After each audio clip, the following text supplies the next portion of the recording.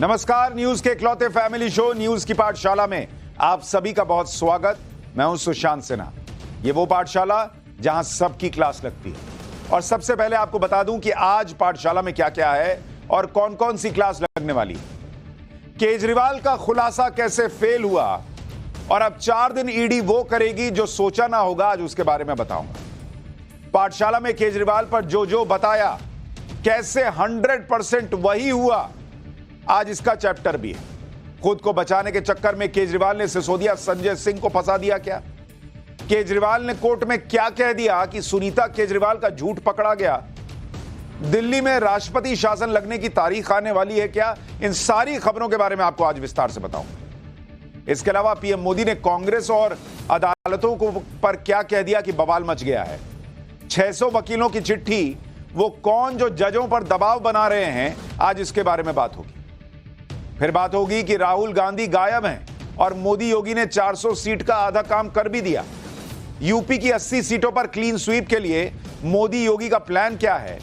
ऐसा क्या हुआ कि अखिलेश के खिलाफ मुसलमानों का मोर्चा खुल जाएगा? आज इसका चैप्टर भी। यानी 2024 के चुनाव की कोई खबर मिस ना होने देने वाला पॉलिटिकल चैप्टर भी होगा। लेकिन शुरुआत सबसे पहले इस वक्त की बड़ी खबर से कर रहा हूं, और वो बड़ी खबर जुड़ी है माफिया मुख्तार से जुड़ी हुई। मुख्तार अंसारी की तबीयत फिर बिगड़ गई है।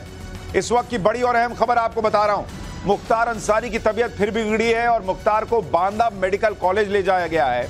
बांदा जेल प्रशासन मुख्तार को अस्पताल लेकर पहुंचा है, यह बताया जा रहा है। अभी आपको याद होगा 2 दिन पहले ही उसकी तबीयत बिगड़ी थी और उसे अस्पताल ले जाया गया था और परिवार ने कहा था कि हो सकता है उसे जहर, स्लो पॉइजन दिया जा रहा हो। अभी बड़ी खबर यह आ रही है कि मुख्तार अंसारी की तबीयत फिर बिगड़ गई है और उसे बेहोशी की हालत में मुख्तार अंसारी को प्रशासन अस्पताल लेकर दौड़ा पहुंचा है। बांदा जेल में मुख्तार अंसारी रह रहा है और वहां पर बांदा जेल का प्रशासन बेहोशी की हालत में लेकर, और ये आप सीधी तस्वीरें, आप वहां की लेटेस्ट तस्वीरें देख रहे हैं। जब आप देखिए कि बहुत सारी गाड़ियां नजर आ रही हैं, एम्बुलेंस नजर आ रही है और मुख्तार अंसारी को कहा जा रहा है कि इसी एम्बुलेंस में अस्पताल पहुंचाया गया है बेहोशी की हालत में। परिवार ने मुख्तार को जहर देने का आरोप पहले भी लगाया था, लेकिन हमने आपको बताया था कि तब उसे कॉन्स्टिपेशन की समस्या थी और डॉक्टर ने कहा था कि कुछ खास नहीं हुआ है। लेकिन आज ऐसा क्या हुआ कि उसे बेहोशी की हालत में अस्पताल ले जाया गया है? मनीष यादव हमारे सहयोगी हमारे साथ जुड़ रहे हैं। मनीष, क्या जानकारी मिल पा रही है? कितनी देर पहले क्या हुआ? बेहोशी की हालत में मुख्तार अंसारी को अस्पताल क्यों ले जाना पड़ रहा है? देखिए, दोपहर के बाद से ही मुख्तार अपने आप को असहज महसूस कर रहा था, जिसकी जानकारी जेल प्रशासन के अधिकारियों को दी गई। डॉक्टर्स ने वहां चेकअप किया। जो जानकारी मिल पाई है अभी तक, जो पहले समस्याएं थी, पेट की दिक्कत थी, पेट फूल रहा था जिसके चलते उसे दिक्कत हुई थी, पिछली बार एडमिट कराया गया था, वही समस्याएं दोबारा पैदा हुई।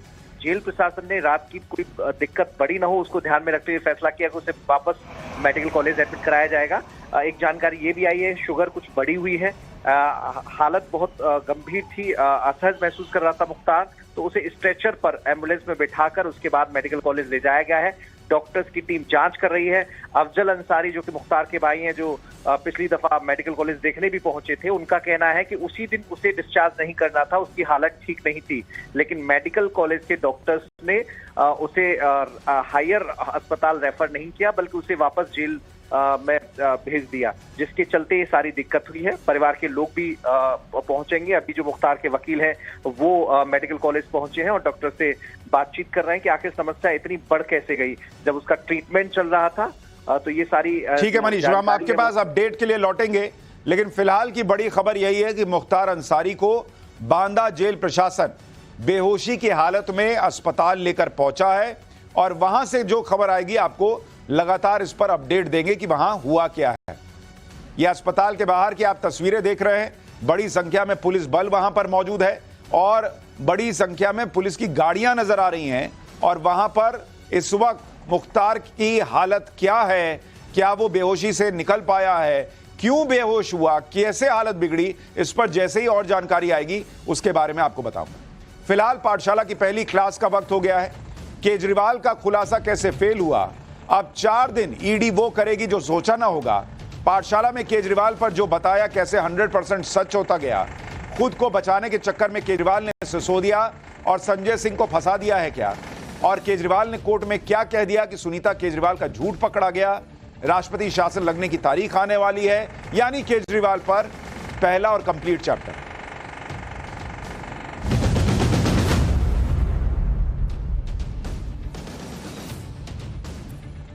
अरविंद केजरीवाल को आज एक और बड़ा झटका लगा। उन्हें अभी 4 दिन और ईडी की रिमांड में रहना होगा, क्योंकि कोर्ट ने केजरीवाल की रिमांड बढ़ाने की ईडी की अर्जी को मान लिया और केजरीवाल को 1 अप्रैल तक ईडी की रिमांड में भेज दिया गया है। केजरीवाल आज पूरा माहौल बनाकर कोर्ट गए थे कि वो कोर्ट में जाएंगे और कुछ बड़ा खुलासा कर देंगे, जिससे पूरा केस ऐसा लग रहा था जैसे माहौल तो ऐसा ही बना रहे थे कि जैसे केस ही खत्म हो जाएगा। लेकिन केजरीवाल ने जो सोचा था वैसा कुछ हुआ नहीं, क्योंकि हमने आपको पहले ही पाठशाला में बता दिया था कि केजरीवाल आज कोर्ट में कौन सा खुलासा करने वाले। यानी केजरीवाल खुलासा करते उसके 18 घंटे पहले पाठशाला में हमने खुलासा कर दिया था कि सर क्या बताएंगे। केजरीवाल ने कोर्ट में आज क्या कहा वो आगे आपको बताऊंगा, लेकिन पहले एक बार यह देख लीजिए कि कैसे पिछले करीब 7 दिन से केजरीवाल से जुड़ी हर खबर का मतलब टाइम्स नाउ नवभारत और न्यूज की पाठशाला हो गया है। हमने पाठशाला में जो जो बताया केजरीवाल पर, कैसे वो 100% सही हुआ, आज इसकी भी तस्दीक हो गई। जैसे हमने मंगलवार को ही आपको बता दिया था कि ईडी ने केजरीवाल और मनीष सिसोदिया के सचिव रहे सी अरविंद को आमने सामने बिठाकर पूछताछ की है, और आज ईडी ने रिमांड कॉपी में बताया कि सी अरविंद का केजरीवाल से आमना सामना कराया गया था। यानी जो हमने बताया वो हुआ। हमने आपको ये एक्सक्लूसिव जानकारी भी दी थी कि अरविंद केजरीवाल अपने 2 फोन का पासवर्ड ईडी को नहीं बता रहे। आज ईडी ने भी कोर्ट में यही कहा कि जांच में सहयोग नहीं कर रहे केजरीवाल, उन्होंने अपने मोबाइल का पासवर्ड नहीं दिया है। यानी जो हमने बताया वही हुआ। 21 मार्च यानी जिस दिन अरविंद केजरीवाल गिरफ्तार हुए थे, उस दिन भी हमने आपको बताया था कि केजरीवाल करीब रात 9 से 10 के बीच में गिरफ्तार हो सकते हैं। कोर्ट में ईडी ने भी अरविंद केजरीवाल की गिरफ्तारी का टाइम 9:05 ही बताया। हमने आपको यह एक्सक्लूसिव जानकारी भी दी थी कि ईडी अरविंद केजरीवाल के स्वास्थ्य का अच्छे से ध्यान रख रही है, उनके पास डॉक्टर रहते हैं, सारी सुविधा है। आज कोर्ट में अरविंद केजरीवाल ने भी इस बात को माना और कोर्ट के सामने ईडी के अधिकारियों और दूसरे स्टाफ्स का धन्यवाद दिया। यानी एक एक खबर जो हम आपको बताते गए वही खबर सही साबित हुई। यानी केजरीवाल से जुड़ी खबर आपको अगर देखनी है सटीक और सबसे पहले, तो टाइम्स नाउ नवभारत। कल ही हमने आपको बताया था कि केजरीवाल कोर्ट में जो बड़ा खुलासा करने का दावा कर रहे हैं वो कोई खुलासा नहीं होने वाला। सब चला रहे थे कि अरे खुलासा होगा। हमने आपको बताया कि खुलासा नहीं होगा बॉस, वही पुरानी बातें होंगी जो सबको पता है। हमने पाठशाला में आपको बताया था कि केजरीवाल आज जब कोर्ट में पेशी के लिए जाएंगे तो चुनावी बॉन्ड की बात करेंगे, शरद रेड्डी का नाम लेंगे, क्योंकि जो बाहर के नेता हैं वो माहौल बना नहीं पा रहे, तो केजरीवाल कोर्ट में कहेंगे ताकि माहौल बने। जो हमने 18 घंटे पहले कहा वही आज केजरीवाल ने कोर्ट में जाके कर दिया। केजरीवाल ने आज अपने बचाव में कैसे चुनावी बॉन्ड का जिक्र किया, शरद रेड्डी का नाम लिया, वो आप सुन लीजिए, क्योंकि केजरीवाल ने कोर्ट में जो बातें की उसका एक ऑडियो भी आ गया। उस ऑडियो का वो हिस्सा सुनिए जिसमें केजरीवाल चुनावी बॉन्ड और शरद रेड्डी की बात कर रहे हैं, जो हम आपको कल ही बता चुके थे। फिर आगे बताऊंगा कि केजरीवाल ने और क्या क्या कहा है जिससे उनके ही लोगों की मुश्किलें बढ़ेंगी। असली शराब घोटाला शुरू होता है ईडी की जांच के बाद। जब ईडी की जांच शुरू हो जाती है, ईडी की जांच के 2 मकसद हैं। एक स्मोक स्क्रीन क्रिएट करना पूरे देश के सामने, आम आदमी पार्टी ने चोरी की है, आम आदमी पार्टी भ्रष्टाचारी है, आम आदमी पार्टी ने शराब घोटाला किया, और उसके पीछे एक्सटॉर्शन रैकेट करना जिसके जरिए वो एक्सटॉर्शन रैकेट करना जिसके जरिए वो पैसे इकट्ठे कर रही है। मैं आपको सबूत दे रहा हूँ। शरद रेड्डी के केस में शरद रेड्डी को बेल 2 वजह से मिली। एक, शरद रेड्डी ने मेरे खिलाफ स्टेटमेंट दिया और शरद रेड्डी ने अरेस्ट होने के बाद 55 करोड़ रुपए का चंदा बीजेपी को दिया। 55 करोड़ रुपए के bonds arrest, so he bought his bail ma'am, he bought his bail. Then now the money trail is clearly established. Ma'am, just last 1 minute. Last 1 minute. The money trail is established ma'am. उसने अपनी bell arrest होने के बाद 55 करोड़ रुपए का चंदा BJP को दिया, बीजेपी के अकाउंट में सीधा गया। मनी ट्रेल इज एस्टैब्लिश्ड और यही पूरी जांच का मकसद था। एक तरफ आम आदमी पार्टी को क्रश करना, एक स्मोक स्क्रीन क्रिएट करना, भ्रम का पर्दा और पीछे से एक्सटॉर्शन करना। अब कल की पाठशाला याद कीजिए, यही बात हमने आपको कही थी कि यही बात इनके लोग बाहर कह रहे हैं, यही बात ये अंदर जाकर कहेंगे ताकि खबरें बने, हेडलाइन बने, उस पर चर्चा हो। और हमने तो आपको यह भी बताया था कि इस बात में कैसे फैक्ट्स मिसिंग है, कैसे 5 करोड़ के चंदे के बाद भी ईडी शरद रेड्डी के जमानत का विरोध करती रही और कैसे अभी 2024 में भी उसे विदेश न जाने देने के लिए कहती रही और कहती रही कि भैया ये आदमी इसमें गुनहगार है, भले गवाह बन गया है लेकिन है गुनहगार। हालांकि कल से आम आदमी पार्टी ने यह माहौल बनाया हुआ था कि आज तो अरविंद केजरीवाल बहुत बड़ा खुलासा कर देंगे, ऐसा खुलासा जिससे देश हिल जाएगा।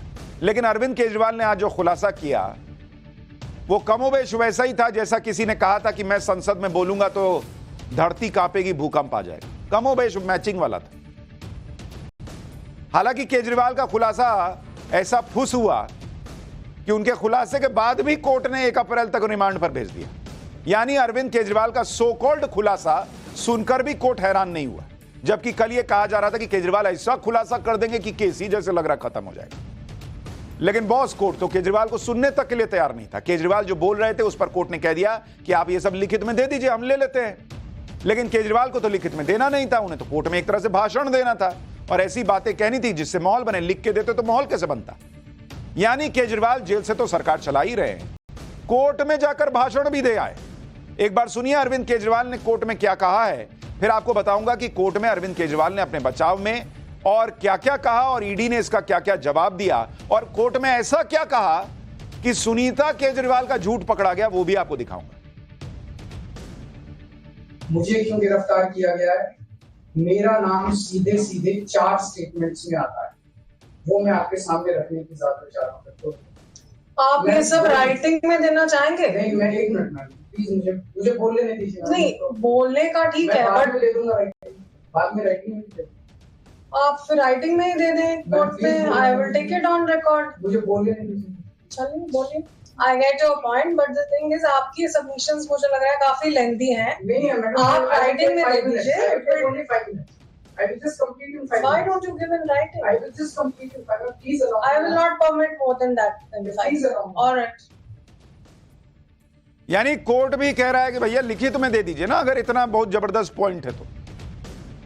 क्योंकि ऐसा अमूमन होता नहीं ना भाई कि वकील रिप्रेजेंट करता है, आदमी गया वो खुद ही बोलने लगा, कल को सब कहेंगे कि हमको भी भाषण देना है। यानी केजरीवाल आज इसी मकसद के साथ कोर्ट में गए थे कि ऐसी ऐसी बातें करूंगा जिससे हेडलाइंस बने। इसलिए अपने खिलाफ मामले पर बोलने के लिए आज कोर्ट में खुद केजरीवाल खड़े हो गए और उनके अपने बचाव में 3 बड़ी दलीलें उन्होंने दी। केजरीवाल ने पहली दलील दी और अपने खिलाफ दिए गए बयानों को टारगेट किया, कहा कि ईडी के प्रेशर में लोगों ने बयान बदल दिए। दूसरी दलील, शराब घोटाला हुआ ही नहीं, असली घोटाला बीजेपी ने इलेक्टोरल बॉन्ड लेकर किया। केजरीवाल ने आरोप लगाया कि ईडी वसूली रैकेट चला रही है और आरोपियों को गवाह बनाकर उनके जरिए बीजेपी को चंदा दिलवा रही है। यानी केजरीवाल ने शराब घोटाले को इलेक्टोरल बॉन्ड से जोड़ने की कोशिश की। तीसरी दलील, केजरीवाल ने ईडी पर आरोप लगाया कि अब तक ईडी उनके बचाव में दिए गए बयानों को कोर्ट में छिपा रही है। केजरीवाल ने दावे के साथ कहा कि ईडी ने कोर्ट में जो पेज फाइल किए हैं उसके अलावा उनके दफ्तर में 1 लाख पेज है जिसमें उनकी बेगुनाही है, उसे कोर्ट के सामने नहीं लाया जा रहा। केजरीवाल के इन 3 बड़े आरोपों पर ईडी ने डायरेक्ट जवाब दिया कोर्ट में। गवाहों के बयान बदलने के आरोपों पर ईडी ने सीधे सीधे कहा कि जिन लोगों ने बाद में अरविंद केजरीवाल का नाम लिया है उन सब ने ऐसा करने की पूरी वजह बताई है और यह सारी वजह पेपर पर मौजूद है और इन वजहों को हाईकोर्ट के सामने ऑलरेडी रखा जा चुका है। ईडी ने फिर कहा कि अरविंद केजरीवाल ऐसे आरोप लगाकर एक माहौल बनाना चाहते हैं। केजरीवाल के इलेक्टोरल बॉन्ड वाले आरोपों पर ईडी ने कहा कि इलेक्टोरल बॉन्ड का शराब घोटाले से कोई लेना देना नहीं है। बीजेपी की शराब पॉलिसी बनाने में कोई भूमिका ही नहीं थी। भाई पहले जब बीजेपी को दे रहे थे पैसा, चंदा, शरद रेड्डी की कंपनी, जिस वक्त शराब नीति बन रही थी उस वक्त बीजेपी शराब नीति बना रही थी और उसके बाद शरद रेड्डी को जमानत नहीं मिली और बाद में हेल्थ ग्राउंड पर मिली और फिर विदेश नहीं जाने दिया। ये सब तो आपको बताया ही। इस केस में कौन किस पार्टी को चंदा दे रहा है इससे लेना देना ही नहीं है, ईडी कह रही है, और ना ही इसका शराब घोटाले से कोई संबंध है। कोर्ट के सामने कुछ बयान छिपाने के आरोप पर ईडी ने कहा कि अरविंद केजरीवाल को यह कैसे पता है कि जो बयान उनके समर्थन में है वो ईडी के पास मौजूद हैं, ईडी की कस्टडी में मौजूद हैं। ये सब उनकी कल्पना है, कोर्ट ने कहा। अरविंद केजरीवाल ने आज कोर्ट के सामने मनीष सिसोदिया के सचिव रहे सी अरविंद का भी नाम लिया। हमने आपको बताया था कि सी अरविंद ने ही पहली बार अरविंद केजरीवाल का नाम लिया था और उनको आमने सामने बैठाकर अरविंद केजरीवाल से पूछताछ हुई।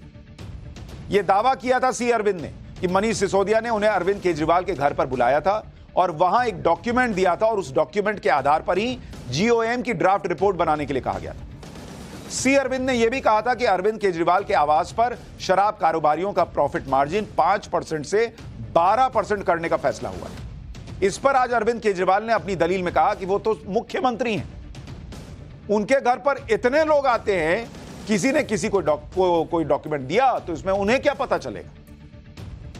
एक बार कोर्ट में दी गई अरविंद केजरीवाल की दलील सुन लीजिए, फिर आपको बताऊंगा कि कैसे अपने आप को निर्दोष दिखाने के लिए शराब घोटाले में फंसे अपने नेताओं से केजरीवाल जी कन्नी काट रहे हैं क्या।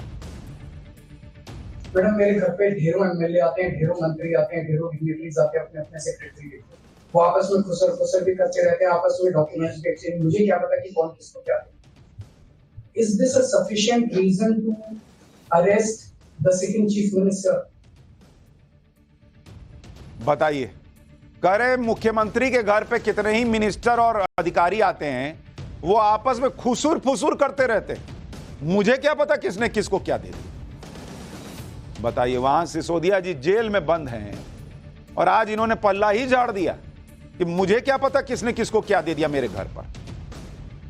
शराब घोटाले में आम आदमी पार्टी के सीनियर नेता मनीष सिसोदिया और संजय सिंह लंबे समय से जेल में। जब अरविंद केजरीवाल की गिरफ्तारी नहीं हुई थी और वो बाहर थे, तब वो लगातार मीडिया में आकर कहते थे कि संजय सिंह और मनीष सिसोदिया निर्दोष हैं, उनके खिलाफ कोई सबूत नहीं है। लेकिन आज जब केजरीवाल के पास मौका था कि वो कोर्ट में खुद के साथ अपने साथियों के बारे में बोलते, तो इस पर उन्होंने कुछ नहीं कहा। उन्होंने ये नहीं कहा कि मनीष सिसोदिया पर सी अरविंद जो है वो झूठा आरोप लगा रहे हैं। उन्होंने कहा क्या खुसुर फुसुर कौन करता है मुझे क्या पता। इतना ही नहीं, उन्होंने कोर्ट में यह बात साफ साफ कही कि उनके घर पर तो ढेरों विधायक और मंत्री आते हैं, कौन किसको क्या डॉक्यूमेंट दे रहा है, कौन किससे क्या बात कर रहा है, ये उनको क्या पता। यानी दूसरे शब्दों में अरविंद केजरीवाल ने यह कह दिया कि मनीष सिसोदिया ने अपने सचिव रहे सी अरविंद को क्या डॉक्यूमेंट दिए और उनके घर पर क्या बातचीत हुई, उन्हें यह नहीं पता। और दूसरी बड़ी बात यह है कि अरविंद केजरीवाल ने कोर्ट में इस बात का कहीं भी खंडन नहीं किया कि शराब नीति को लेकर उनके सीएम आवास पर सी अरविंद से कोई मुलाकात नहीं हुई थी। आज बोलते कोर्ट में खड़ा होकर कि सी अरविंद आ ही नहीं थे, मनीष सिसोदिया था ही नहीं। आपने तो झाड़ दिया बॉस कि मुझे क्या पता कौन क्या खुसुर फुसुर कर रहा है, किसको क्या डॉक्यूमेंट दे रहा है। और अगर विधायक और अधिकारी आते, आपके घर पे क्यों आके फाइल देते हैं भाई। मान लीजिए मनीष सिसोदिया को देना है कोई फाइल, तो अपने ही घर पे दे देंगे, मुख्यमंत्री से बात करने आए होंगे उस पर, तभी ना वहां बुलाए होंगे। कोर्ट में आज अरविंद केजरीवाल ने बार बार इस बात पर जोर दिया कि वो तो सिटिंग सीएम है, उन्हें क्यों गिरफ्तार किया गया। केजरीवाल की इस दलील पर भी ईडी ने जवाब दिया, कहा कि ईडी मुख्यमंत्री और आम आदमी में फर्क नहीं करती बॉस। जो आम आदमी होने का दावा करते हैं उनको आज लगने लगा है कि वो मुख्यमंत्री हैं, लेकिन ईडी कह रही है कि आप मुख्यमंत्री हो या आम आदमी हो, हमको क्या है भाई। मुख्यमंत्री होने की वजह से उन्हें कोई स्पेशल ट्रीटमेंट नहीं मिलने वाला है। अरविंद केजरीवाल की रिमांड कोर्ट ने और बढ़ा दी। कोर्ट में केजरीवाल की रिमांड मांगने के लिए ईडी ने जो दलीलें दी, जो आधार बताया, वो भी आपको जानना चाहिए। ईडी ने कोर्ट को बताया कि अरविंद केजरीवाल सवालों को सही से जवाब नहीं दे रहे, जानबूझकर जांच में सहयोग नहीं कर रहे, अपने मोबाइल और बाकी डिवाइस के पासवर्ड नहीं बता रहे, जो हमने आपको पहले ही बताया था। एक मोबाइल जो केजरीवाल की पत्नी सुनीता केजरीवाल का है, उसका डेटा निकाला गया है, उसकी जांच करनी है। ईडी ने कोर्ट को बताया कि अभी कुछ और लोग भी हैं जिससे केजरीवाल का आमना सामना कराना है। इसमें कुछ ऐसे भी लोग हैं जिन्हें गोवा से समन किया गया है। इधर ईडी ने शराब घोटाला मामले में गोवा में आम आदमी पार्टी के नेताओं से भी पूछताछ शुरू कर दी। आज ही ईडी ने आम आदमी पार्टी के गोवा अध्यक्ष अमित पालेकर और 3 दूसरे लोगों से पूछताछ की। ईडी ने अमित पालेकर से मामले से जुड़ा हुआ सारा डेटा लाने के लिए कहा था। पूछताछ के बाद अमित पालेकर ने भी कहा कि ईडी जो भी डेटा मांग रही है उसे देने में कोई दिक्कत नहीं। अमित पालेकर ने कहा कि ईडी अपना काम कर रही है, वो एक नागरिक होने के नाते अपना काम कर रहे हैं। ईडी ने आम आदमी पार्टी के नेताओं से 7 घंटे से भी ज्यादा समय तक पूछताछ की, उसके बाद सभी को वापस भेज दिया। केजरीवाल से रिमांड के दौरान ईडी ने जो पूछताछ की, उसकी जानकारी जैसे जैसे सामने आएगी वैसे वैसे केजरीवाल की मुश्किल बढ़ सकती है, क्योंकि अभी 4 ऐसे फैक्टर हैं जिनके खुलने से केजरीवाल और मुसीबत में पड़ सकते हैं। जैसे पहला फैक्टर, गोवा आम आदमी पार्टी की फंडिंग डिटेल। केजरीवाल के रिमांड के दौरान ही ईडी ने गोवा के आम आदमी पार्टी के नेता से भी पूछताछ की, जिसने कबूल किया है कि चुनाव के लिए पैसे दिल्ली से मैनेज होते थे। आज गोवा में आम आदमी पार्टी के नेताओं से ईडी ने पूछताछ की और उनसे पार्टी की फंडिंग की सारी जानकारी मांगी। इन जानकारियों और बयानों से ईडी को और भी पुख्ता सबूत मिल सकते हैं। दूसरा फैक्टर, शीश महल से मिले डिजिटल डिवाइस की डिटेल। ईडी को केजरीवाल के घर से जो डिजिटल डिवाइसेस मिले थे, उनकी जांच चल रही है और इन डिवाइसेस से जो डेटा निकलेगा उसका विश्लेषण किया जाएगा, जिससे हो सकता है कि शराब घोटाले से जुड़े कुछ सुराग मिले। तीसरा फैक्टर, सीएम आवास की डिजिटल विजिटर्स डिटेल। शराब घोटाले को लेकर ईडी का आरोप है कि शराब नीति को लेकर सीएम आवास में बैठक हुई थी। सीएम आवास की ऑनलाइन विजिटर्स रजिस्टर्स की डिटेल से हो सकता है कि सी अरविंद और अन्य लोगों के सीएम आवास पर आने जाने के सबूत मिल जाए। चौथा फैक्टर, पंजाब के आबकारी विभाग की जांच। ईडी ने पंजाब के सीनियर एक्साइज अधिकारियों को भी समन किया है। ईडी का आरोप है कि पंजाब के आबकारी विभाग की तरफ से दिल्ली के शराब व्यापारियों को रिश्वत देने के लिए डराया और धमकाया गया। रिश्वत नहीं देने पर पंजाब में इन व्यापारियों की फैक्ट्री बंद कर दी गई। इन अधिकारियों से ईडी पूछताछ करने वाली है और इस मामले से जुड़े डॉक्यूमेंट्स की भी जांच करने वाली है। इससे भी केजरीवाल की मुश्किलें बढ़ सकती हैं अगर ये आरोप सही साबित होते हैं। आज अरविंद केजरीवाल की पत्नी सुनीता केजरीवाल भी कोर्ट आई थी। वहां मीडिया ने जब उनसे सवाल किया तो उन्होंने दावा कर दिया कि अरविंद केजरीवाल की तबीयत ठीक नहीं है और उन्हें परेशान किया जा रहा है, जबकि अरविंद केजरीवाल कोर्ट में खड़े होकर बता रहे हैं कि ईडी ने अच्छे माहौल में पूछताछ की। सुनिए कैसे अरविंद केजरीवाल ने अपनी ही पत्नी के दावे को कोर्ट में गलत साबित कर दिया। सुनिए जरा। तबीयत अभी ठीक नहीं चल रही है, उनके शुगर लेवल्स बड़े इरेगुलर चल रहे हैं, उनको बहुत परेशान किया जा रहा है, बहुत तंग कर रहे हैं उनको। इनकी तानाशाही नहीं चल पाएगी, जनता इसका जवाब देगी। मैम, ये सबसे पहले तो मैं ईडी के ऑफिसर्स का और कर्मचारियों का शुक्रिया अदा करना चाहता हूँ।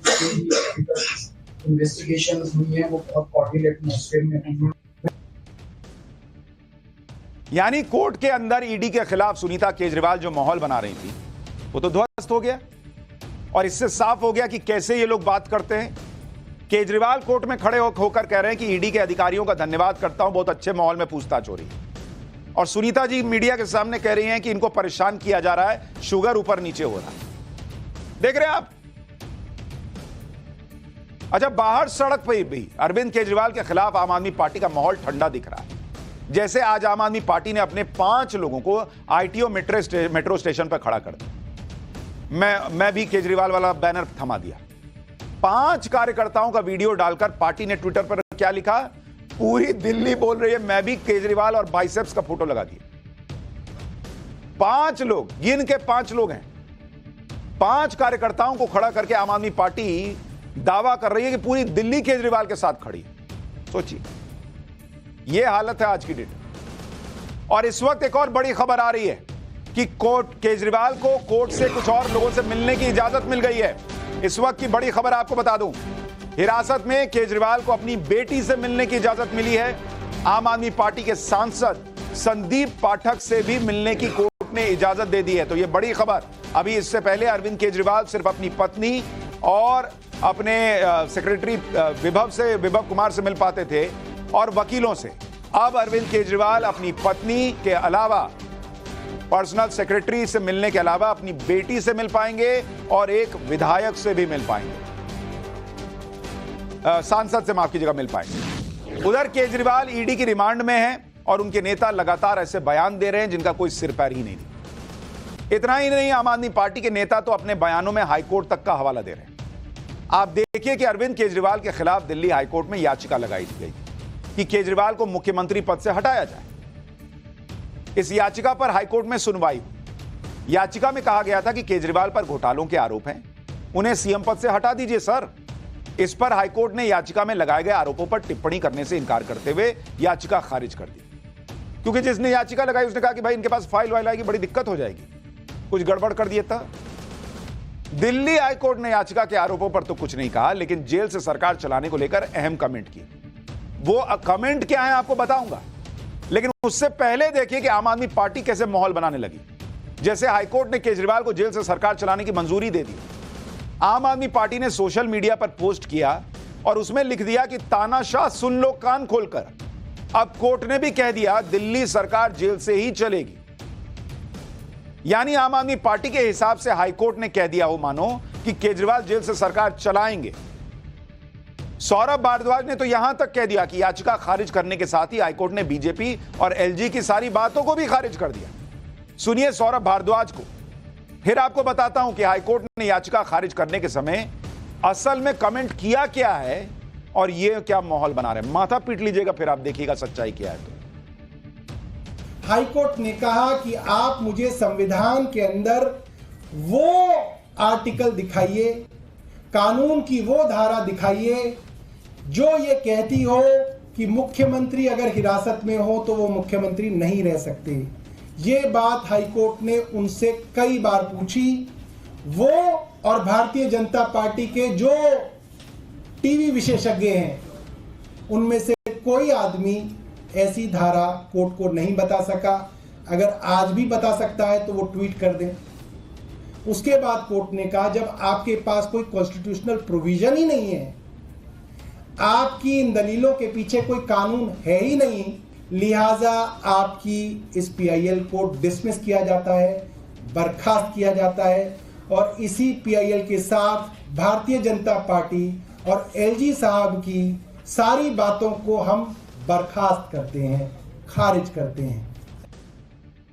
सुन लिया आपने, इनका वर्जन सुन लिया आपने कि कोर्ट ने क्या कहा। आम आदमी पार्टी के नेता किस तरह माहौल बनाते हैं अभी आपको सुनीता केजरीवाल वाले मामले में दिख गया।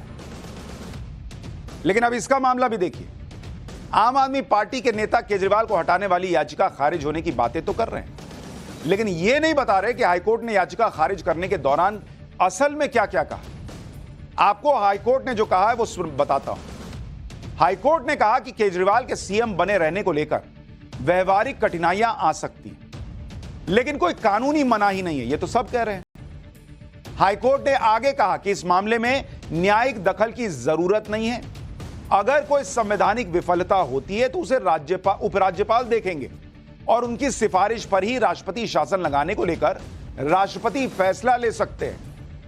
यानी हाईकोर्ट उस डोमेन में नहीं घुसना चाह रहा जो कार्यपालिका का मामला है। हाईकोर्ट ने यह भी कहा कि दिल्ली के घटनाक्रम पर कोर्ट ने उपराज्यपाल का बयान अखबारों में पढ़ा है। यह पूरा मामला उपराज्यपाल के संज्ञान में है। उपराज्यपाल को ही इस मामले में दखल को इस मामले को देखने दीजिए। वो कह रहे हैं, उन्होंने कहा कि एलजी का हटा दिया, बीजेपी को हटा दिया, सब खारिज कर दिया। कोर्ट कह रहा है कि एलजी को मामला देखने दीजिए, न्यायपालिका को इसमें नहीं घुसने की जरूरत है। हाईकोर्ट ने कहा कि राष्ट्रपति शासन लगाने का आदेश कोर्ट नहीं देता है, तो कोर्ट कैसे हटाएगा। यानी कोर्ट ने यह बिल्कुल नहीं कहा कि केजरीवाल जेल से सरकार चला सकते हैं, बल्कि यह कहा कि यह कोर्ट के अधिकार क्षेत्र से बाहर है। और कोर्ट ने यह भी कहा कि हम इस पर इसके मेरिट पर फैसला नहीं सुना रहे कि हां भाई इनको बने रहना चाहिए या इनको हट जाना चाहिए।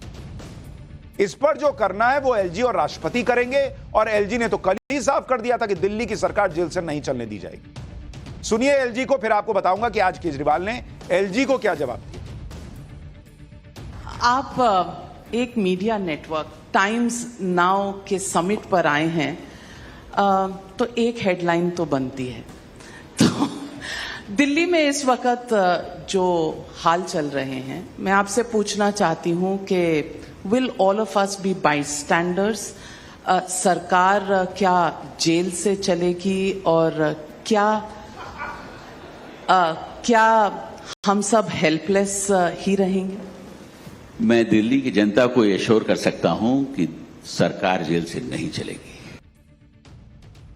यही बात कोर्ट कह रहा है कि भाई हम क्यों इस मामले में फैसला लें जब ये कार्यपालिका को देखना है और एलजी देख रहे हैं। लेकिन आप देखिए क्या इन्होंने माहौल बनाया। आज सुनवाई के दौरान टाइम्स नाउ नवभारत के रिपोर्टर ने कोर्ट में केजरीवाल से एलजी के इस बयान पर सवाल किया। तो केजरीवाल ने क्या कहा वो भी सुनिए, फिर बताता हूं कि केजरीवाल कब तक जेल से सरकार चलाते रहेंगे। सर, एलजी सेइंग की सरकार जो है वो जेल से नहीं चलेगी। What would you like to say on this? LG कह रहे सरकार जेल से नहीं चलेगी। ये एक पॉलिटिकल शेड्यूल है, जनता इसका जवाब देगी। अब सवाल यह है कि अरविंद केजरीवाल जो नैतिकता की बड़ी बड़ी बातें करते थे, वो कब तक मुख्यमंत्री पद से इस्तीफा नहीं देंगे और कब तक जेल से सरकार चलाने वाले बयान देते रहेंगे? इस बारे में संवैधानिक विशेषज्ञों का क्या कहना है वो आपको बताता हूं। संविधान के विशेषज्ञों के मुताबिक गिरफ्तार होने से एक मुख्यमंत्री अयोग्य नहीं हो जाता, लेकिन केजरीवाल अभी कस्टडी में है और अगर जेल जाते हैं तो केजरीवाल सिर्फ वो काम कर पाएंगे जिसकी इजाजत जेल मैनुअल में हो। केजरीवाल के सामने व्यवहारिक कठिनाई आ सकती है क्योंकि एक मुख्यमंत्री को कैबिनेट की बैठक करनी होती है, फाइलें देखनी होती हैं। भाई अभी वो कह रहे थे कि मेरे घर पर जो है कई मंत्री कई अधिकारी आके खुसुर फुसुर करके फाइल इधर उधर कर लेते हैं आपस में, मुझे क्या पता। अब वो मंत्री और अधिकारी जेल में तो नहीं आएंगे खुसुर फुसुर करने, भाई फाइलें देखनी होती हैं, अधिकारियों से सलाह भी लेनी होती है, वो जेल में कैसे होगा? ये सब करने के लिए केजरीवाल को कोर्ट की मंजूरी लेनी होगी क्योंकि इस तरह की आजादी आम कैदियों को नहीं मिलती। ऐसे में केजरीवाल के लिए मुख्यमंत्री के तौर पर काम करना प्रैक्टिकली मुश्किल होगा। मुख्यमंत्री कोई साधारण मंत्री नहीं है, मुख्यमंत्री शासन की धुरी है जो अन्य मंत्रियों की नियुक्ति की सिफारिश करता है। अगर मुख्यमंत्री को गिरफ्तार कर लिया जाता है तो वो सदन के प्रति जवाबदेह सरकार नहीं चला सकेंगे। इससे ऐसे हालात पैदा हो सकते हैं जहां सरकार संविधान के अनुसार नहीं चल सकती। सरकार आराम से चल सके इसके लिए जरूरी है कि मुख्यमंत्री जेल के अंदर नहीं बाहर रहें, भले जमानत पर बाहर। सार्वजनिक और संवैधानिक नैतिकता कहती है कि ऐसे में मुख्यमंत्री को इस्तीफा दे देना चाहिए, लेकिन अगर केजरीवाल मुख्यमंत्री बने रहते हैं तो भारत सरकार को अधिकार है कि वो राष्ट्रपति शासन लगा सकती है। और हमने कल ही आपको बताया था कि क्यों केजरीवाल पॉलिटिकली ये चाहते हैं कि राष्ट्रपति शासन लग जाए ताकि पार्टी में बगावत भी ना हो और इमोशनल कार्ड भी खेला जा सके कि देखिए मेरी सरकार छीन। अच्छा, ऐसा भी नहीं है कि केंद्र सरकार दिल्ली में सीधे राष्ट्रपति शासन की सिफारिश कर देगी। अगर राष्ट्रपति शासन लगाने की नौबत आती भी है तो केंद्र सरकार आम आदमी पार्टी को विकल्प देगी। एक्सपर्ट्स के मुताबिक केंद्र सरकार को अगर राष्ट्रपति शासन लगाना भी होगा तो ऐसा नहीं है कि केंद्र सरकार विधानसभा भंग कर देगी और दिल्ली का कंट्रोल ले लेगी। केंद्र सरकार आम आदमी पार्टी से कहेगी कि वो केजरीवाल की जगह किसी और नेता को मुख्यमंत्री पद के लिए नॉमिनेट कर दे जिससे सरकार चलती रहे। मतलब पहले केंद्र ये ट्राई करेगा कि कोई और सीएम बन जाए और जब तक आम आदमी पार्टी किसी को नॉमिनेट नहीं करती तब तक केंद्र सरकार के हिसाब से सरकार चलेगी। जैसे ही आम आदमी पार्टी केजरीवाल की जगह किसी अन्य नेता को मुख्यमंत्री के लिए नॉमिनेट करती है, वो नेता मुख्यमंत्री पद की शपथ ले लेगा, कोई परेशानी नहीं होगी। परेशानी तब होगी जब केजरीवाल या आम आदमी पार्टी ये कहेंगे कि वो किसी को मुख्यमंत्री के लिए नॉमिनेट ही नहीं करेंगे। राष्ट्रपति शासन लागू हो जाए तो हो जाए। दिल्ली में राष्ट्रपति शासन को लेकर एक बात यह भी है कि देश में इस समय लोकसभा चुनाव होने जा रहे हैं। ऐसे में केंद्र सरकार राष्ट्रपति शासन लगाने में जल्दबाजी नहीं करेगी। केंद्र सरकार ऐसा करके अपनी छवि क्यों खराब करेगी? दूसरा, अभी यह मामला हाईकोर्ट में है तो यह भी देखना जरूरी है कि हाईकोर्ट क्या फैसला करता है। केजरीवाल जेल से ही सरकार चलाने पर अड़े रहते हैं तो उस पर विशेषज्ञों की राय भी आपको बताई। अब आपको बताता हूं कि अगर केजरीवाल जेल जाते हैं तो जेल से सरकार चलाना क्यों मुश्किल होगा। पहली मुश्किल जेल से सरकार चलाने में यह आएगी कि केजरीवाल के आदेशों और पत्रों की गोपनीयता खत्म हो जाएगी। और यही बात उस पिटिशनर ने भी कही थी कि भाई हर फाइल जेल में जाएगी तो चेक होगी तो उसकी गोपनीयता क्या रह गई, सीक्रेसी क्या रह गई, क्योंकि जेल से बाहर कोई भी लेटर या आदेश जेल सुपरिटेंडेंट के देखे बिना अंदर जाता नहीं। ऐसे में केजरीवाल के आदेशों की गोपनीयता ही नहीं रहेगी जो सरकार के लिए बहुत जरूरी होती है। दूसरी मुश्किल, केजरीवाल को रोजाना सिर्फ 5 मिनट के लिए फोन इस्तेमाल करने की इजाजत होगी। इतने कम समय में मंत्रियों को निर्देश देना या फिर किसी गंभीर मुद्दे पर आदेश देना तो बहुत मुश्किल है। फिर तो वही करना होगा जो कहा गया था कि आंखें बंद करो और मुझे महसूस करो और फिर यह सोच लो कि मैं क्या आदेश दे रहा हूं। तीसरी मुश्किल, इसके अलावा केजरीवाल को अपने वकील परिजनों या सहयोगियों से मिलने के लिए हफ्ते में दो बार समय मिलेगा। यानी केजरीवाल को किसी भी परिस्थिति में अपने सहयोगियों से बातचीत करने का इतना समय नहीं होगा जिसमें वो आसानी से जेल से सरकार चला पाए।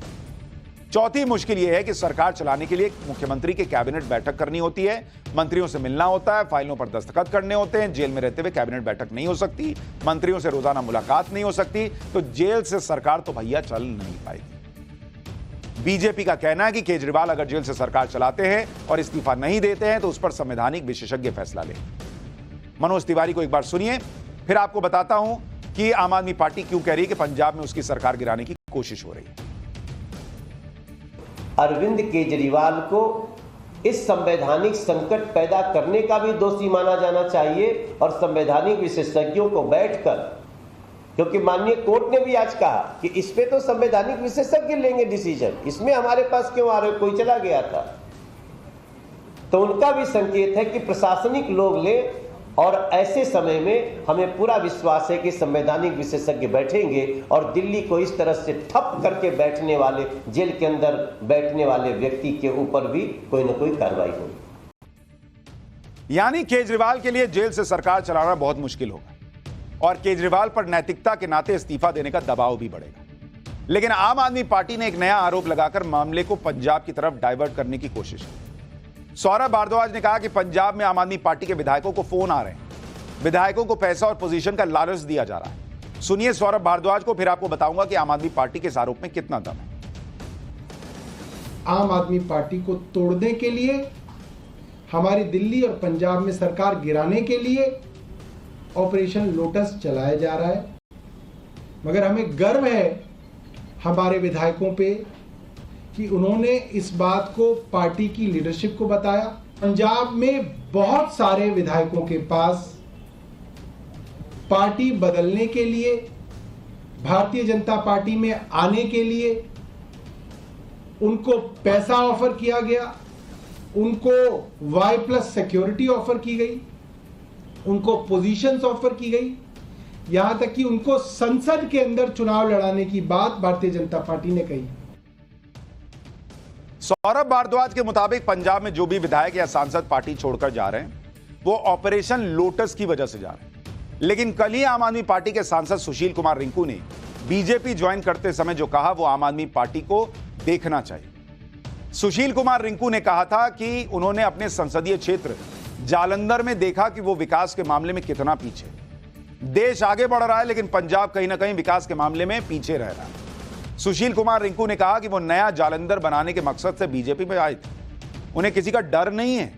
जो लोग किसी घोटाले में शामिल हैं या सरकारी एजेंसी उनकी जांच कर रही है, उन्हें डरना चाहिए। खुद सुशील कुमार रिंकू कह रहे हैं कि उन्होंने जालंधर की जनता से जो वादे किए थे वो पूरे नहीं कर पाए क्योंकि पंजाब सरकार ने मदद ही नहीं की। साथ ही रिंकू ने यह भी कहा कि वो बिना किसी डर या लालच के बीजेपी में आए, लेकिन आम आदमी पार्टी के नेताओं को इससे मतलब नहीं।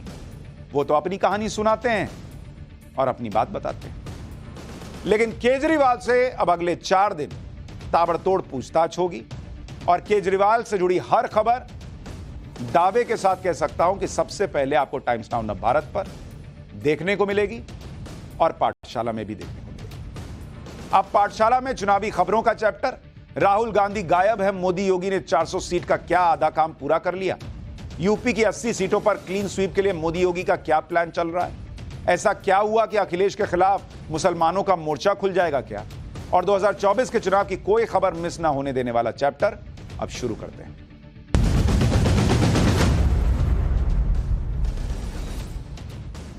उत्तर प्रदेश में 31 मार्च से जबरदस्त चुनावी माहौल बनने वाला है क्योंकि 31 मार्च को प्रधानमंत्री नरेंद्र मोदी मेरठ में बड़ी रैली करेंगे। मेरठ की इस रैली से पूरे पश्चिमी यूपी में माहौल बनेगा। पीएम के इस दौरे से पहले मुख्यमंत्री योगी आदित्यनाथ भी पश्चिमी यूपी में धुआंधार प्रचार करने में जुटे। सीएम योगी अपने उन्हीं तेवरों में दिख रहे हैं जिसके लिए वो जाने जाते हैं। जिस तरह से यह प्रचार चल रहा है, मुजफ्फरनगर में सीएम योगी ने अपराधियों और दंगाइयों को क्लियर कट कह दिया कि छेड़ोगे तो छोड़ेंगे नहीं। सुनिए एक बार योगी। 17 के पहले यहां पलायन होता था,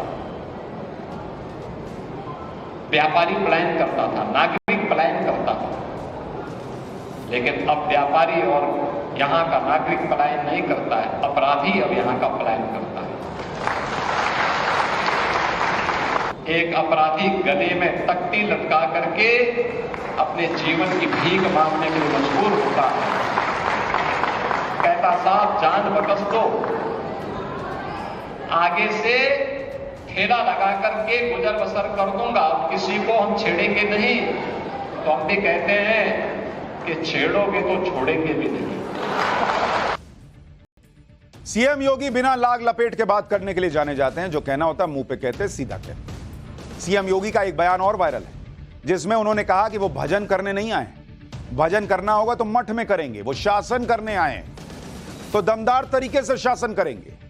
ताल ठोक कर सीएम योगी क्या कह रहे हैं, जरा ये हिस्सा भी सुनिए उनके बयान। हम यहाँ भजन गाने के लिए नहीं आए हैं, भजन गाने के लिए हमारा मठ है।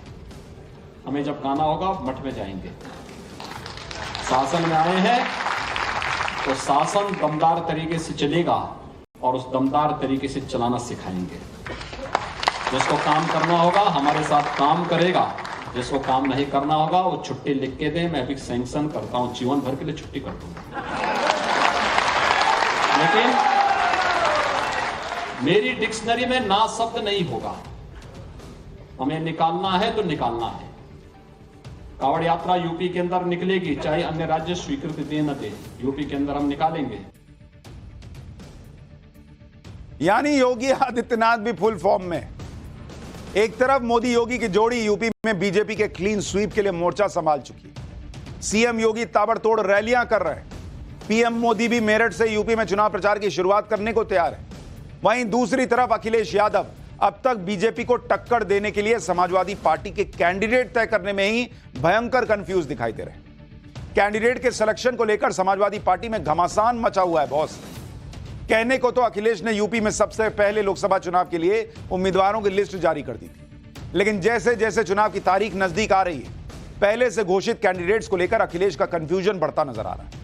रामपुर और मुरादाबाद में कैंडिडेट्स को लेकर अखिलेश का कंफ्यूजन और इन दोनों सीटों पर हुए ड्रामे के बारे में आपको बता चुका हूं। हालांकि दिन भर चले ड्रामे के बाद यह साफ हो गया कि मुरादाबाद से समाजवादी पार्टी के मौजूदा सांसद एसटी हसन को नामांकन वापस लेना पड़ेगा और रुचि वीरा मुरादाबाद से समाजवादी पार्टी के उम्मीदवार होंगे। लेकिन अखिलेश की टेंशन इतने भर से खत्म नहीं होती दिख रही, क्योंकि टिकट कटने से नाराज एसटी हसन ने बगावत कर दी है।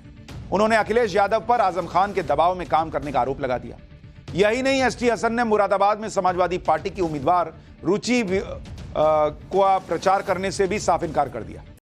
सुनिए अखिलेश यादव पर एसटी हसन ने क्या कहा, फिर आपको बताऊंगा कि मुरादाबाद में एसटी हसन का टिकट कटने पर ओवैसी ने कैसे अखिलेश को और क्या सुनाया। देखिए, कुछ मजबूरियां ऐसी होती हैं, कुछ दबाव ऐसे होते हैं। हमारे राष्ट्रीय अध्यक्ष बहुत संस्कार वाले व्यक्ति हैं और बड़ों की इज्जत, छोटों से प्यार उनका रहा है, चाहे उसमें उनका नुकसान हो जाए। तो लगता यही है कि उनके ऊपर कुछ ऐसा दबाव आया जिसको वो अवॉइड नहीं कर सके और दूसरे कैंडिडेट को यहाँ पे उतार दिया गया। जाहिर है पहला हक आजम खान साहब का रामपुर के ऊपर है, मुरादाबाद तो दूसरा जिला आ गया, लेकिन उनकी भावनाओं को कंपनसेट करने के लिए यहाँ का टिकट बदल दिया गया। जो प्रत्याशी अब जैसे पार्टी ने सिंबल दिया है जिनको, वो उनको सपोर्ट करेंगे, उनके समर्थन में प्रचार करेंगे आप? नहीं, मैंने कहा नहीं, मैं प्रचार नहीं कर सकता, मेरी मजबूरी है। तो मेरे अपने लोगों के दिल टूट जाएंगे जिन्होंने मेरे लिए मन्नतें मानी हैं, जिन्होंने मेरे लिए रोज़े माने हैं, कुरान खानियाँ करी हैं, दरगाहों पे हाजिरी मानी है, प्रार्थनाएं करी हैं और जिन्होंने यज्ञ माने हैं। अगर मैं ऐसा करूँगा तो उनके दिल टूट जाएंगे। भैया मुरादाबाद की सीट तो समाजवादी पार्टी के हाथ से गई हुई दिख रही है, क्योंकि वहां समाजवादी पार्टी ही समाजवादी पार्टी से लड़ेगी ऐसा लग रहा है। एसटी हसन कह रहे मैं प्रचार नहीं करूंगा भाई, लोगों का दिल टूट जाएगा जिन्होंने मेरे लिए दुआएं मांगी। वो प्रचार नहीं करेंगे तो जो उनके समर्थक हैं वो वोट नहीं करेंगे, और वोट क्यों करेंगे भाई रुचि वीरा के लिए। तो हो गया खेला, सपा वर्सेस सपा लड़ेंगे, बीजेपी जीतती भी दिखाई देगी हो सकता है। टिकट कटने पर एसटी हसन तो बगावत करते नजर आ रहे हैं। एसटी हसन के बहाने एआईएमआईएम के प्रमुख असदुद्दीन ओवैसी ने भी अखिलेश यादव पर बड़ा हमला बोल दिया। ओवैसी ने अखिलेश यादव पर मुसलमानों की सियासी लीडरशिप खत्म करने का आरोप लगा दिया। सोशल मीडिया प्लेटफॉर्म ट्विटर पर ओवैसी ने एसटी हसन का वीडियो शेयर करते हुए लिखा कि डॉक्टर साहब, मैंने आपसे कहा ही था कि आपके नेता अखिलेश यादव आपको बी फॉर्म नहीं देंगे। बी फॉर्म मतलब जो चुनाव लड़ने के लिए भरते हैं ना, वो वाला फॉर्म। आपने मेरी बातों का यकीन नहीं किया। हमारी बातचीत के दौरान इम्तियाज जलील भी मौजूद थे। आपके नेता को सिर्फ आपका वोट चाहिए, वो चाहते हैं कि आप उनके लिए दरी बिछाते रहें और भैया पर जवानी कुर्बान करते रहें। ओवैसी ने कहा कि यह अल्पसंख्यकों की सियासी नुमाइंदगी को खत्म करने की एक साजिश है, लेकिन इंशाअल्लाह हम ऐसा होने नहीं देंगे। ओवैसी के ट्वीट पर एसटी हसन ने भी जवाब देने में देर नहीं लगाई। एसटी हसन ने टिकट को लेकर ओवैसी के साथ संसद में अपनी जो चर्चा हुई थी उसकी बात मानी। हालांकि उन्होंने इस बात से इनकार किया कि अखिलेश यादव ने उन्हें फॉर्म भी दिया था या नहीं दिया था। सुनिए ओवैसी के ट्वीट पर एसटी हसन का जवाब, फिर बताता हूं कि ओवैसी ने मुरादाबाद सीट पर किस तरह अखिलेश की मुश्किल और बढ़ा दी है, जो ऑलरेडी बढ़ी है उसको और बढ़ा दी है। उन्होंने पार्लियामेंट में मुझसे इस बात को कहा था कि आपको टिकट ये पार्टी नहीं देगी, और इस बात को भी कहा था कि मुस्लिम लीडरशिप ये पार्टी ख़त्म करना चाहती है। मैंने उनका हंसी मजाक में बात टाल दी थी। पार्लियामेंट के अंदर बात ज़रूर हुई थी, लेकिन अखिलेश यादव जी ने मुझे ए फॉर्म भी दिया, बी फॉर्म भी दिया। उधर मुरादाबाद से एसटी हसन का टिकट कटने की भनक लगते ही ओवैसी ने बड़ा फैसला ले लिया, जिससे अखिलेश यादव को बड़ा झटका लग सकता है। असल में ओवैसी ने मुरादाबाद सीट पर अपनी पार्टी एआईएमआईएम का उम्मीदवार उतार दिया। ओवैसी ने मुरादाबाद से वकी रशीद को उम्मीदवार बनाया है। वकी रशीद एआईएमआईएम के मुरादाबाद महानगर के अध्यक्ष हैं। मायावती की पार्टी बीएसपी ने भी मुरादाबाद सीट से मुस्लिम उम्मीदवार उतारा है। यानी शायद ओवैसी को लग रहा होगा कि सपा में आपसी लड़ाई में हो सकता है मुसलमान वोट उनकी तरफ आ जाए। ऐसे में अखिलेश यादव की टेंशन यह है कि मुस्लिम वोटों को का बंटवारा होने पर सबसे बड़ा नुकसान उनकी पार्टी के उम्मीदवार को ही होगा। मुरादाबाद में ओवैसी और मायावती के मुस्लिम उम्मीदवारों से अखिलेश को क्यों खतरा है, इसके लिए मुरादाबाद सीट का जातीय समीकरण भी समझना होगा। मुरादाबाद में करीब 19 लाख वोटर हैं और इसमें मुस्लिम वोटर करीब 8,80,000 है, यानी कुल वोट का 45% से ज्यादा मुस्लिम वोटर है। 2019 के लोकसभा चुनाव में मुरादाबाद सीट पर एसटी हसन समाजवादी पार्टी के टिकट पर जीते थे। एसटी हसन ने बीजेपी कैंडिडेट कुंवर सर्वेश कुमार को करीब 97,000 वोट से हराया था। हालांकि 2014 के लोकसभा चुनाव में जबरदस्त मोदी लहर में बीजेपी ने मुरादाबाद सीट जीत ली। बीजेपी के कुंवर सर्वेश कुमार ने समाजवादी पार्टी के एसटी हसन को तब 2014 में 88,000 वोट से हराया था। इस बार भी अगर मुरादाबाद सीट पर मुस्लिम वोटों का बंटवारा हो गया तो इसका सीधा फायदा बीजेपी को मिल सकता है, जहां से बीजेपी ने एक बार फिर कुंवर सर्वेश कुमार को ही टिकट दिया है। क्योंकि समाजवादी पार्टी में जिस तरह कैंडिडेट्स के सिलेक्शन को लेकर लड़ाई चल रही, उससे साफ हो रहा है कि बीजेपी से तो समाजवादी पार्टी बाद में लड़ेगी। फिलहाल समाजवादी पार्टी के अंदर ही कैंडिडेट्स को लेकर समर्थक आमने सामने लड़ते दिख रहे हैं। मुरादाबाद से आई इस तस्वीर को ही देख लीजिए। मुरादाबाद के मुस्लिम बहुल इलाकों में समाजवादी पार्टी के समर्थक लड्डू बांटते नजर आ रहे हैं। अब आप सोच रहे होंगे अभी तो चुनाव ही नहीं हुआ, कौन से बात के लड्डू भाई। असल में ये लड्डू मुरादाबाद से समाजवादी पार्टी के मौजूदा सांसद एसटी हसन का टिकट कटने पर बांटे जा रहे हैं। वहीं एसटी हसन के समर्थक इस बात से दुखी हैं कि सिटिंग सांसद का टिकट काटकर किसी और को दिया गया। अखिलेश के लिए तो बड़ी टेंशन है, लेकिन यूपी में अखिलेश के गठबंधन के साथी राहुल गांधी क्या कर रहे हैं भाई? सब लोग प्रचार करने में जुटे, इलेक्शन की रणनीति बना रहे हैं। राहुल गांधी कहां है पता ही नहीं। भारत जोड़ो यात्रा के बाद क्या वो रिलैक्स मोड में है? क्योंकि भारत जोड़ो यात्रा 17 मार्च को खत्म हो चुकी, 10 दिन से ज्यादा का वक्त बीत गया, लेकिन राहुल गांधी ना तो चुनाव प्रचार में एक्टिव दिख रहे हैं, ना मीटिंग की खबरें आ रही हैं और ना ही पार्टी के किसी कार्यक्रम में नजर आ रहे हैं। खबर बस ये आई कि राहुल गांधी अगले हफ्ते से प्रचार में जुटे, मतलब थोड़ा अभी हाथ पैर सीधा कर ले, अभी तो आए हैं यात्रा करके। तो राहुल गांधी 3 अप्रैल को वायनाड में चुनाव प्रचार करने के लिए पहुंच सकते हैं। 3 अप्रैल को ही राहुल गांधी वायनाड से अपना नॉमिनेशन भी फाइल कर सकते हैं। सूत्रों के मुताबिक वायनाड के एक दिन के दौरे के बाद राहुल गांधी वापस लौट आएंगे। अभी तक तो राहुल गांधी रिलैक्स करने में जुटे हैं। उधर कांग्रेस को झटके पे झटके लग रहे हैं। आज कांग्रेस को एक और झटका टैक्स के मामले में लग गया। अकाउंट फ्रीज कर देने का रोना रो रही कांग्रेस को आज दिल्ली हाईकोर्ट से फिर झटका लगा। कोर्ट ने इनकम टैक्स डिपार्टमेंट के एक्शन के खिलाफ दायर कांग्रेस की याचिका खारिज कर दी। दिल्ली हाईकोर्ट की बेंच ने अपने फैसले में कहा कि कांग्रेस के खातों में कई बेहिसाब लेन देन थे, आयकर अधिकारियों के पास ठोस सबूत थे और पर्याप्त सबूतों के आधार पर ही कार्रवाई शुरू की गई। दरअसल इनकम टैक्स डिपार्टमेंट ने कांग्रेस और यूथ कांग्रेस से जुड़े 4 बैंक खातों को फ्रीज कर दिया था और 2014 से इन खातों का रीअसेसमेंट किया जा रहा था। कांग्रेस को यही परेशानी थी। कांग्रेस ने 2014 से 2017 तक यानी 4 साल के आयकर विभाग की रीअसेसमेंट कार्रवाई को चुनौती दी थी। वहीं आयकर विभाग ने कहा था कि उनकी तरफ से किसी भी कानूनी प्रावधान की अनदेखी नहीं की जा रही। कांग्रेस की दलील थी कि आईटी डिपार्टमेंट ज्यादा से ज्यादा 6 साल के आकलन की समीक्षा कर सकता है। आयकर विभाग का कहना था कि सबूतों के आधार पर कांग्रेस की तरफ से छिपाई गई इनकम 520 करोड़ से ज्यादा है। इसके बाद इनकम टैक्स डिपार्टमेंट ने कांग्रेस से 210 करोड़ की रिकवरी मांगी और कोर्ट में याचिका खारिज होने के बाद यह रकम जुर्माने के तौर पर अब कांग्रेस को चुकानी है। एक तरफ कांग्रेस के पुराने नेता पार्टी भी छोड़ रहे हैं, कुछ नेताओं से पार्टी खुद ही किनारा कर रही है। कांग्रेस ने सुप्रिया श्रीनेत का टिकट काट दिया और महाराजगंज सीट से वीरेंद्र चौधरी को मैदान में उतार दिया। हालांकि पिछली बार मैडम महाराजगंज से उतरी थी तो कोई बहुत अद्भुत काम नहीं किया था, वही कुछ 60-70 हजार वोट आया था, चौथे नंबर पे थी शायद। लेकिन अब कहा जा रहा है कि सुप्रिया श्रीनेत पर यह गाज गिर गई है क्योंकि उन्होंने मंडी से बीजेपी कैंडिडेट कंगना रनौत पर आपत्तिजनक टिप्पणी कर दी। सुप्रिया ने इंस्टाग्राम अकाउंट से कंगना रनौत की तस्वीर और अपमानजनक कैप्शन के साथ एक आपत्तिजनक पोस्ट डाला था, जिसके बाद चुनाव आयोग ने भी सुप्रिया श्रीनेत को नोटिस जारी किया। वहीं मंडी में सुप्रिया श्रीनेत के खिलाफ बीजेपी कार्यकर्ता लगातार प्रदर्शन भी कर रहे हैं, कड़ी कार्रवाई की मांग भी हो रही। सुप्रिया श्रीनेत की मुश्किलें यही नहीं खत्म हो रही, उनकी मुसीबतें तो और बढ़ने वाली है।